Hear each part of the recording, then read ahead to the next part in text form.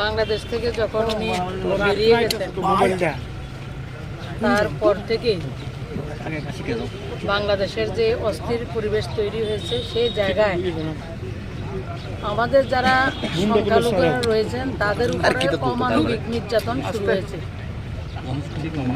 হাজারের গলি থেকে শুরু করে বিভিন্ন জায়গায় এখন পর্যন্ত আমার ব্যক্তিগতভাবে যতটা হিসাব রয়েছে প্রায় 17,000 জায়গায় হিন্দুদের যারা সংখ্যালঘু রয়েছেন তাদের সম্পত্তি, বাড়িঘর, ব্যবসায়িক প্রতিষ্ঠান থেকে সমস্ত কিছুর মধ্যে আঘাত করা হয়েছে। এবং বিশেষ করে 71-এ তো আমাদের সবেমাত্র জন্ম হয়েছে, আমরা শুনেছি, কিন্তু এবারে নির্যাতনটা আমরা যারা রয়েছি আমরা সবাই সেটাকে প্রত্যক্ষ করেছি যে সংখ্যালঘুদের উপরে যে অমানবিক নির্যাতন শুরু হয়েছে তার প্রতিবাদে। এবং গত কিছুদিন আগে যিনি সংখ্যালঘুদেরকে নেতৃত্ব দিচ্ছিলেন ইসকনের চিন্ময় প্রভু, ওনাকে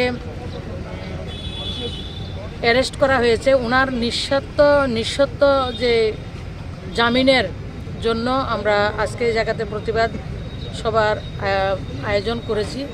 তো আমি মনে করি গোটা দেশে, আমাদের দেশের বা অন্যান্য জায়গায়, গোটা বিশ্বের মধ্যে বাংলাদেশের যে বর্তমান পরিস্থিতি সেটা নিয়ে সবাই উদ্বিগ্ন।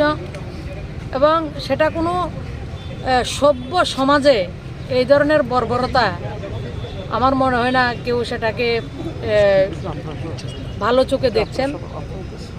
আপনার বিশেষ করে যারা সনাতনী, যারা সংখ্যালঘু রয়েছেন তারা সম্পত্তি লুট হচ্ছে, তাদেরকে জোর করে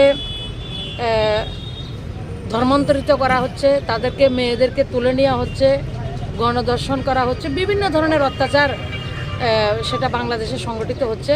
তার বিরুদ্ধে সবাই আমার মনে হয় কথা বলা দরকার। এবং যেটা বলছি যে সভ্য সমাজে কোনো সুস্থ সমাজ ব্যবস্থা সেটা চলা ঠিক না। তো আমরা এই দেশের নাগরিক যারা রয়েছে, আমাদের ত্রিপুরা বলুন, ওয়েস্ট বেঙ্গল বলুন, আমরা বিহারের কিছু অংশ, উড়িষ্যাতে, আসামে, আমিও ব্যক্তিগতভাবে আমার পূর্বজ যারা রয়েছে তারা সেই দেশ থেকে এসছে। যদিও বাংলাদেশ আমরা বলি এটা আমাদেরই দেশ, এটা ভাগ হয়েছিল।